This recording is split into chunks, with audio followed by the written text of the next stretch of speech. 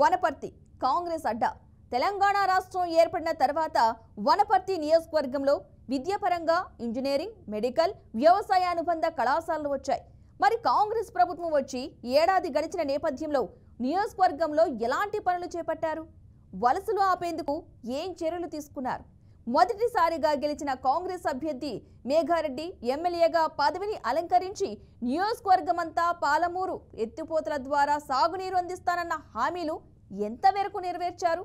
ప్రజలేమనుకుంటున్నారో ఇప్పుడు తెలుసుకుందాం.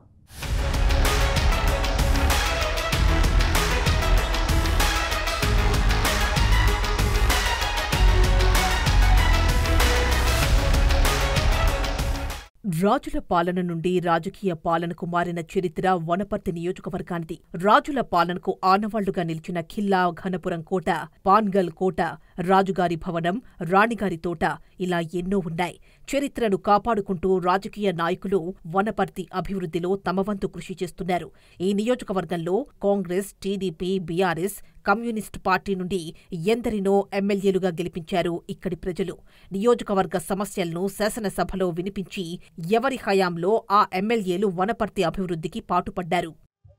ఈరోజు తెలంగాణ ప్రభుత్వం, కాంగ్రెస్ ప్రభుత్వం వచ్చినది. ఇంతకుముందున్న ప్రభుత్వం ఏం చేసిందంటే అభివృద్ధి అన్నారు కానీ ఏమి అభివృద్ధి చేయలే. ఎందుకు చేయలేదంటే గ్రామాలలో కానీ వార్డుల్లో కానీ వార్డు కౌన్సిల్ తెలియకుండా పనులు చేసి చెరువు కట్టలు పట్టుకుంటా మట్టి కొట్టించుకుంటా వాళ్ళ లబ్ధి కోసం వాళ్ళు చేశారు. నిజమైన అభివృద్ధి ఇప్పుడు ఏం జరుగుతుంది? రేవంత్ రెడ్డి అన్న ఆధ్వర్యంలో, మేఘారెడ్డి అన్న ఆధ్వర్యంలో ఈరోజు వార్డుకు సీసీ రోడ్లు కానీ, డ్రైనేజ్ కానీ, కొన్ని కమిటీలు కానీ, అమృత స్కీమ్ కూడా అవుతుంది.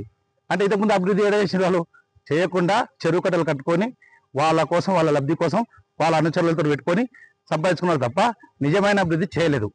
కానీ ఇప్పుడు రేవంత్ రెడ్డి అన్న, మేఘారెడ్డి అన్న ఆధ్వర్యంలో ఎల్లుండి ఖచ్చితంగా మేము చేస్తాం, అభివృద్ధి చేసి చూపిస్తాం.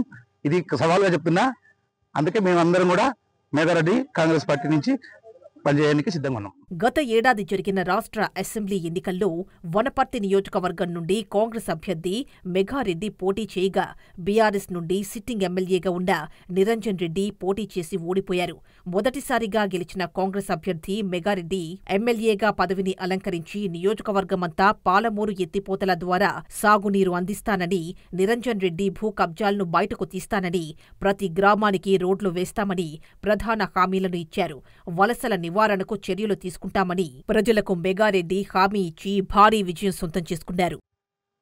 మేఘారెడ్డి గారు ఎమ్మెల్యే అయిన తర్వాత మేఘారెడ్డి గారు వనపర్తి రోడ్డు వైండింగ్ కి సంబంధించి 25 కోట్ల రూపాయలు పెండింగ్ లో పెడితే ఆ 25 కోట్ల రూపాయలు కూడా రేవంత్ రెడ్డి గారు ఇదితోన మేఘారెడ్డి గారు 25 కోట్ల రూపాయలను కూడా మేఘారెడ్డి గారు ఆ కాంట్రాక్టర్ చెల్లించడం జరిగింది. అంటే ఈ రోడ్డు వైండింగ్ కూడా రేవంత్ అన్న సాయంతో మేఘారెడ్డి గారు చేసినట్లే భావించాలి. అభివృద్ధికి తెచ్చినటువంటి నిధులు, గతంలో తెచ్చినటువంటి నిధులన్నింటినీ చెరువు కట్టల పొంటి ట్రాక్లు అని వనపర్తి టౌన్ లో ఎలాంటి పనులు లేని విధంగా లేవు, ఇక మొత్తం ఊరు పెట్టనే ఉన్నాయనే విధంగా వీళ్ళు వివరించారు.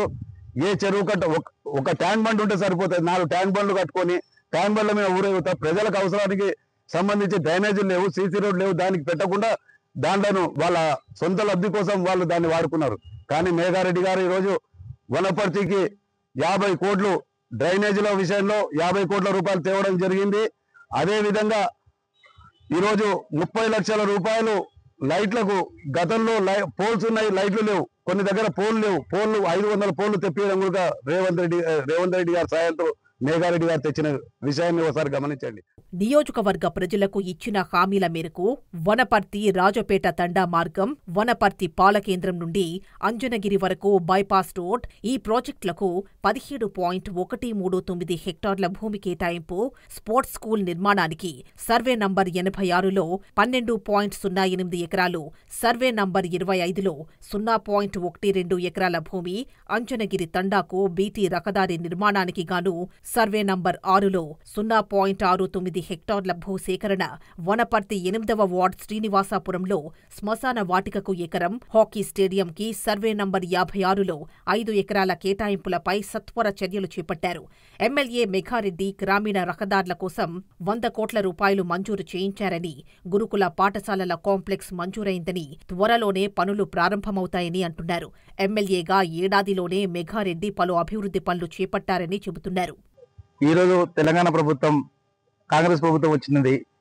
ఇంతకుముందు ఉన్న ప్రభుత్వం ఏం చేసిందంటే అభివృద్ధి అన్నారు కానీ ఏమి అభివృద్ధి చేయలే. ఎందుకు చేయలేదంటే గ్రామాలలో కానీ వార్డుల్లో కానీ వార్డు కౌన్సిల్ తెలియకుండా పనులు చేసి చెరువు కట్టలు పట్టుకుంటా మట్టి కొట్టించుకుంటా వాళ్ళ లబ్ధి కోసం వాళ్ళు చేశారు. నిజమైన అభివృద్ధి ఇప్పుడు ఏం జరుగుతుంది?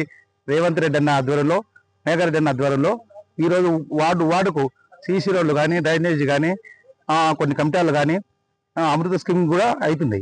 అంటే ఇంతకుముందు అభివృద్ధి ఏదో చేసిన వాళ్ళు చేయకుండా చెరువు కట్టలు కట్టుకొని వాళ్ళ కోసం, వాళ్ళ లబ్ధి కోసం వాళ్ళ అనుచరులతో పెట్టుకొని సంపాదించుకున్నారు తప్ప నిజమైన అభివృద్ధి చేయలేదు.